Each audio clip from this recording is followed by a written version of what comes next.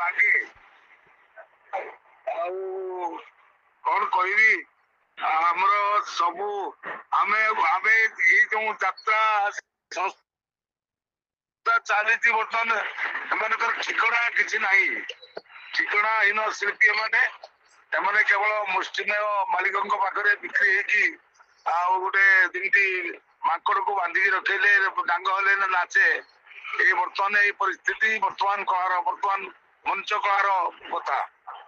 ଆଉ ସେତେବେଳେ ବହୁତ ସ୍ୱାଧୀନତା ଥିଲା, ଆଉ ବହୁତ କଥା ଥିଲା, ଆଉ ଯୋଉଟା କି ଆମର ପରମ୍ପରା ଆମର ସଂସ୍କୃତି ଆଉ ଓଡିଶୀ ଛନ୍ଦ ଚମ୍ପୁ ଏସବୁ ବିଷୟରେ ଆଲୋଚନା ଥିଲା। ବର୍ତ୍ତମାନ ସେ ଆସ୍ତେ ଆସ୍ତେ ହଜି ଯାଇକି ପାଶ୍ଚାତ୍ୟ ସଭ୍ୟତାକୁ ଅନୁକରଣ କରିକି ବର୍ତ୍ତମାନ ସାମାଜିକ ନାଟକ ନାଁରେ ବର୍ତ୍ତମାନ ସବୁ ନାଟକ ଚାଲିଛି। ଏବେ କିଛି ଭାବରେ ପରିମାର୍ଜିତ ହଉଛି। ଆଉ ଦେଖାଯାଉ ଭବିଷ୍ୟତରେ କଣ ହଉଛି। ଆଉ ତ ବିଭିନ୍ନ କଥା ରହିଛି ୟା ଭିତରେ। ଆଉ କଣ କହିବି, ମୁଁ ଫୁଲ ଜାମ୍ ଭିତରେ ଅଛି। ଗୋଟେ ସଂଳାପ ରିସେଣ୍ଟ ସଂଳାପ ଗୋଟେ ରଖିବେ, ରିସେଣ୍ଟ ସଂଳାପ ଗୋଟେ ରଖନ୍ତୁ। ରିସେଣ୍ଟ ସଂଳାପ ବର୍ତ୍ତମାନ ଭାରି ମଜାର କଥା ହଉଛି, ଗୋଟିଏ ନାଟକ ହଉଛି ଆମର ତୁ ବୋଧେ ମୋ ଭାଗ୍ୟରେ ନାହୁଁ, ଲେଖିଛନ୍ତି ଡକ୍ଟର ଦୀପକ ଜେନା, ନିର୍ଦ୍ଦେଶନା ଦେଇଛନ୍ତି ଆମର ଗୁରୁ ମିଶ୍ର। ବିଶେଷ କରି ଯୋଉ ନାଟକ ବେଶୀ ଭାଇରାଲ ହଉଛି, ଯୋଉ ଗୀତ ତୁ ବୋଧେ ମୋ ଭାଗ୍ୟରେ ନାହୁଁ, ସେ ଗୀତର ସ୍ୱର କରିଛନ୍ତି ଆମର ବାଲେଶ୍ୱରର ଅମୃତାଂଶୁ ସାର୍। ଆଉ ଭାରି ବଢିଆ ଗୀତଟି, ଏକଦମ ସୁନ୍ଦର ଗୀତ, ସମସ୍ତଙ୍କ ମନ ମୋହୁଛି ତୁ ବୋଧେ ମୋ ଭାଗ୍ୟରେ ନାହୁଁ। ଆଉ ସେ ସଂଳାପ ତ ଠିକ ଭାବରେ କହିହବନି, ତଥାପି ଗୋଟେ କହୁଛି ଆପଣଙ୍କୁ। ରିସେଣ୍ଟ କଥା ଗୋଟେ ଥିଲା, ସେଇ ଗୋଟିଏ ଭୁଲ ପାଇଁ ମଣିଷ ଭୁଲ କଲେ କଣ ଶାସ୍ତି ଦିଅନ୍ତି ଜଗନ୍ନାଥ। ସେଇ ଜଗନ୍ନାଥ ମନ୍ଦିରକୁ ଭାଙ୍ଗି ଦେଇଥିଲା ଗୋଟେ ଗର୍ବୀ ଅହଙ୍କାରୀ ଲୋକ, ଆଉ ଭାଙ୍ଗି ଦେଇ ଫ୍ୟାକ୍ଟ୍ରି କରିଥିଲା।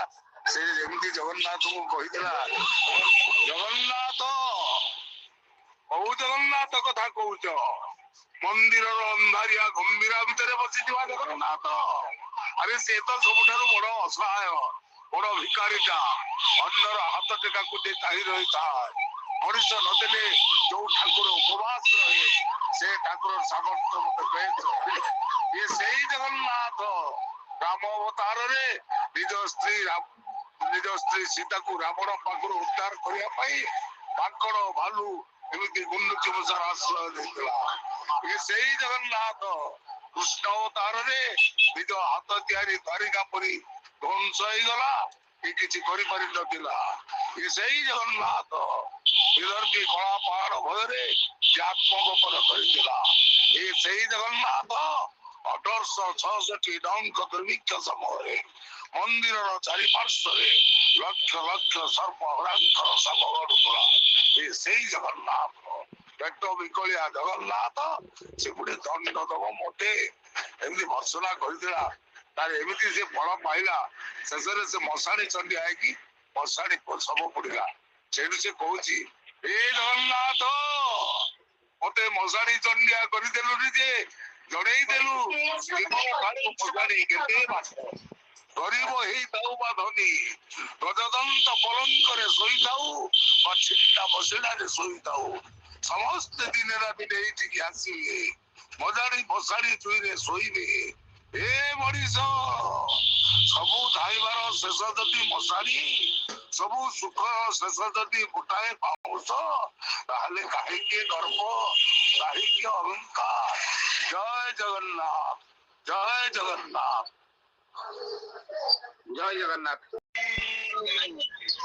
ନାରୀର ଜୀବନ ଦର୍ଶନ ଏହା ନୁହେଁ ଯାହା ତମେ କରିଛ। କ୍ଷଣିକ ଉତ୍ତେଜନାରେ ବଶବର୍ତ୍ତୀ ହେଇ ଦେହର ଭୋକ ପାଇ ତମେ ମତେ ମାରିଦେଲ ଅଞ୍ଜଳି, ମାରି ତ ଦେଲ। ସୁଖର ସଉଦା କିଣିବା ପାଇଁ ଯୋଉ ହାଟକୁ ଆସିଥିଲ,